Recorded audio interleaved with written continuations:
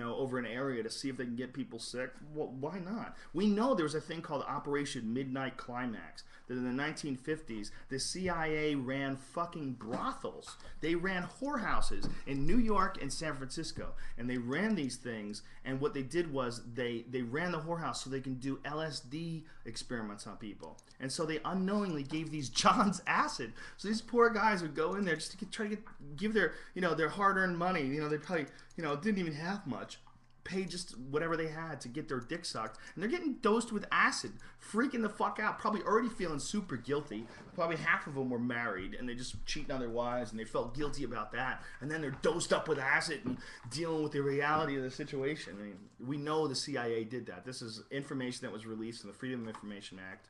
You look it up, Google it. It's pretty interesting. It's called Operation Midnight Climax. And it's just one of many experiments that the CIA did unknowingly on American citizens, taxpayers. And they've done it forever. And that's how they do business. And guaranteed that if they did this back in 1950, they're doing something like it now. It's not like they changed. It's not like all these like conspiracies, all these things that the government's done, like Operation Northwoods.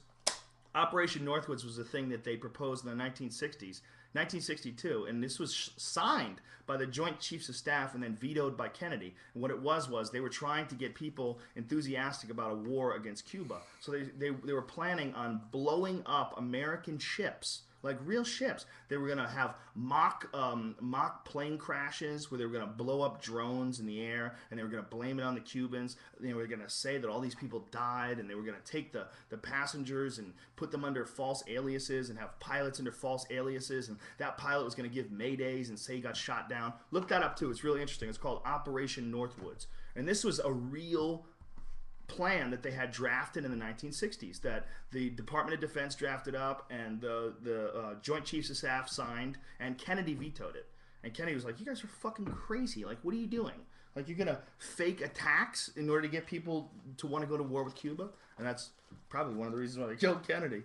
Who knows? But these are real conspiracies. They're real. We know that things are conspired on. The real problem with conspiracies is nobody wants to look stupid. And when you say that you believe something, like you believe in alien abduction, or you believe the government killed Kennedy, or you believe, anything nutty, we didn't land on the moon.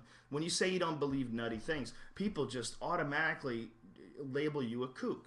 Instead of looking at it and going, okay, what has the government done? They really have dosed people with LSD without their knowledge. They really set up whorehouses? The CIA did this?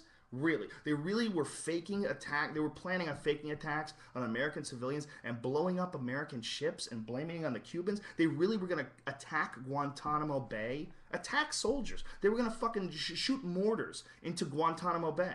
They were going to kill American soldiers and blame it on the Cubans and get us to attack them. That's all real. So you got to keep your eyes open. You got to keep your mind open. And the problem with conspiracy theories is people choose one side or the other. Either there's a conspiracy or ridiculous, and I'm not believing this, or they go, well, the conspiracies are real, and it's usually not that black or white. It usually takes a lot of looking at before you get to the real truth, and the real truth is fucking sketchy.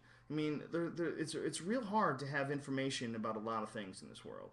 As much information as we have on the internet, there's still a lot of shit that you don't get.